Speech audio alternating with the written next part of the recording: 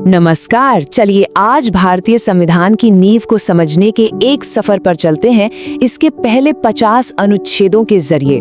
लेकिन रुकिए, ये कोई कानूनी किताब का बोरिंग चैप्टर नहीं है, बल्कि ये तो एक राष्ट्र के निर्माण की कहानी है, वो ब्लूप्रिंट जिस पर आज का पूरा भारत खड़ा है। तो सवाल ये है कि ये नींव रखी कैसे गई। देखिए, ये समझना बहुत जरूरी है कि हमारा संविधान सिर्फ कुछ नियमों की किताब नहीं है, बल्कि ये तो उन सपनों और उन उसूलों का एक डॉक्यूमेंट है जिसके दम पर इतने बड़े और विविधता से भरे देश का ढांचा तैयार हुआ। इसको समझने का ना एक बहुत आसान तरीका है। सोचिए कि भारत एक बहुत बड़ा घर है। अच्छा, अब जब कोई भी घर बनता है तो सबसे पहला काम क्या होता है? यही ना कि उसकी जमीन कहाँ तक है, उसकी बाउंड्रीज क्या है। तो चलिए इसी नजरिए से इसे समझते हैं। तो संविधान का जो पहला हिस्सा है यानी अनुच्छेद 1 से 4, वो बिल्कुल यही काम करता है। यह हमारे घर की बाउंड्रीज को डिफाइन करता है, मतलब हमारे देश का एक पूरा ज्योग्राफिकल मैप तैयार करता है। आइए देखते हैं कि ये कैसे होता है। और यहाँ पर ना हमारे संविधान बनाने वालों की दूरदर्शिता देखिए। उन्होंने इस पूरे प्रोसेस को कितना लचीला बनाया। अनुच्छेद 1 हमारे देश को नाम देता है इंडिया यानी भारत। फिर आता है अनुच्छेद 2 जो संसद को नए राज्यों को शामिल करने की शक्ति देता है। उसके बाद अनुच्छेद 3 जो संसद को ये अधिकार भी देता है कि वो पहले से मौजूद राज्यों की सीमाएं या उनके नाम बदल दें, जैसा हमने समय समय पर नए राज्यों को बनते हुए देखा भी है। और सबसे जरूरी अनुच्छेद 4 ये कहता है कि ऐसे बदलावों के लिए संविधान में कोई बड़ा संशोधन करने की जरूरत नहीं है, ये एक साधारण कानून बनाकर भी किया जा सकता है। मतलब कितना प्रैक्टिकल नजरिया है ना? ठीक है, तो घर का नक्शा तो तैयार हो गया। अब अगला सवाल क्या होगा? बिल्कुल साफ है। सवाल ये है कि भाई इस घर में रहेगा कौन? तो चलिए अब देखते हैं कि इस बारे में अनुच्छेद 5 से 11 क्या कहते हैं। देश की सीमाएं तो तय हो गई, पर उसके बाद सबसे बड़ा सवाल यही था कि इस राष्ट्रीय परिवार का सदस्य आखिर होगा कौन। इसी सवाल का जवाब देते हैं संविधान के अनुच्छेद 5 से 11। उस वक्त के जो हालात थे, खास करके बंटवारा, उसको ध्यान में रखते हुए ये तय किया गया कि कौन कौन भारत का नागरिक होगा। इसमें वो लोग शामिल थे जो भारत में रह रहे थे, जो पाकिस्तान से आए थे, और वो भी जो विदेश में रहते थे पर भारतीय मूल के थे। लेकिन इन शुरुआती नियमों के अलावा संविधान ने एक बात हमेशा के लिए साफ कर दी, वो ये कि भविष्य में नागरिकता से जुड़ा कोई भी कानून बनाने की आखिरी और एकमात्र शक्ति सिर्फ और सिर्फ भारत की संसद के पास होगी। चलिए अब आते हैं संविधान के उस हिस्से पर जिसे सच में इसका दिल कहा जाता है। हम बात कर रहे हैं हमारे मौलिक अधिकारों की। ये वो नियम है जिनके साथ कोई समझौता नहीं हो सकता। ये जो मौलिक अधिकार हैं, ये हमारे घर के वो पक्के नियम हैं जो ये पक्का करते हैं कि परिवार का हर सदस्य सुरक्षित और सम्मानित महसूस करे। असल में ये अधिकार हर नागरिक के लिए एक सुरक्षा कवच हैं, एक शील्ड जो राज्य की शक्ति को सीमित करती है ताकि सरकार अपनी मनमानी न कर सके।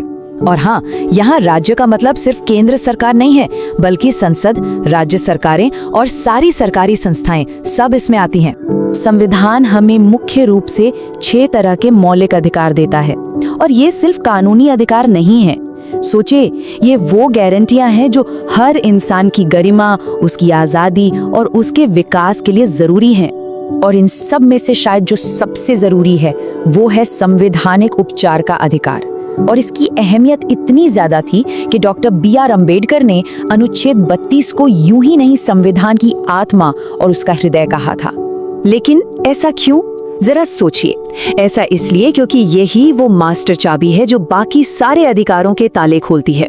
अगर ये अधिकार न हो कि हम अपने अधिकारों के हनन पर सीधे कोर्ट जा सकें, तो सोचिए बाकी सारे अधिकार क्या हैं? बस कागज पर लिखे हुए कुछ खूबसूरत शब्द और कुछ नहीं। अच्छा, तो अब तक क्या हुआ? हमारे पास घर का नक्शा है, परिवार के सदस्य भी तय हो गए और घर के पक्के नियम भी बन गए। लेकिन कोई भी अच्छा परिवार सिर्फ नियमों से तो नहीं चलता है ना। उसके कुछ सपने होते हैं, कुछ लक्ष्य होते हैं। तो चलिए अब चलते हैं संविधान के चौथे भाग में, जो हमें इन्हीं लक्ष्यों का रास्ता दिखाता है। ये सपने और लक्ष्य संविधान के भाग 4 में लिखे हैं, और इन्हें हम कहते हैं राज्य के नीति निर्देशक तत्व या डायरेक्टिव प्रिंसिपल्स।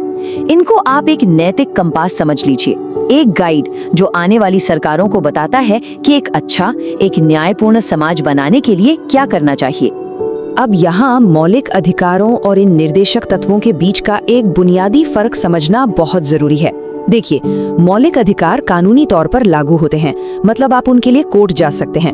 वो सरकार को बताते हैं कि वो क्या नहीं कर सकती। दूसरी तरफ निर्देशक तत्व कानूनी तौर पर लागू नहीं होते, आप उनके लिए कोर्ट नहीं जा सकते। ये सरकार के लिए एक नैतिक रोड मैप की तरह है जो बताते हैं कि उसे क्या करना चाहिए। तो ये लक्ष्य है क्या? ये एक ऐसे प्रगतिशील देश का सपना दिखाते हैं जहां सबको सामाजिक और आर्थिक न्याय मिले, जहां पुरुषों और महिलाओं को एक जैसे काम के लिए एक जैसी तनख्वाह मिले, पर्यावरण की रक्षा की जाए और भारत दुनिया भर में शांति को बढ़ावा दे। इन्हीं आदर्शों से प्रेरणा लेकर बाद में मनरेगा जैसे कितने ही जरूरी कानून बने। तो ये वो बड़े लक्ष्य हैं जिनकी तरफ देश को हमेशा आगे बढ़ते रहना है। तो लीजिए, हमने अपने देश के ब्लूप्रिंट के सारे जरूरी हिस्सों को एक साथ जोड़ लिया है। क्या क्या देखा हमने? देश का नक्शा, उसमें रहने वाले लोग, घर के नियम और परिवार के सपने। इन सब को मिलाकर अब हमारे सामने एक पूरी तस्वीर साफ हो जाती है। तो अगर हम संक्षेप में कहें तो इन्हीं पहले 51 अनुच्छेदों में हमारे संविधान की असली आत्मा बसती है। भाग 1 अनुच्छेद 1 से 4 ने भारत का नक्शा बनाया। भाग 2 अनुच्छेद 5 से 11 ने बताया कि नागरिक कौन है। भाग 3 अनुच्छेद 12 से 35 ने हमें हमारे सबसे जरूरी मौलिक अधिकार दिए। और भाग 4 अनुच्छेद 36 से 51 ने देश के लिए लक्ष्य तय किए। सही मायनों में एक देश का पूरा ब्लूप्रिंट। और ये सब कुछ समझने के बाद एक आखिरी और बहुत जरूरी सवाल सामने आता है कि 70 साल से भी पहले लिखे गए ये 51 बुनियादी अनुच्छेद आज भी हमारी निजी जिंदगी को, हमारे समाज को और हमारी राजनीति को कैसे गाइड कर रहे हैं? ये एक ऐसा सवाल है जो आज पहले से कहीं ज्यादा प्रासंगिक और जरूरी है।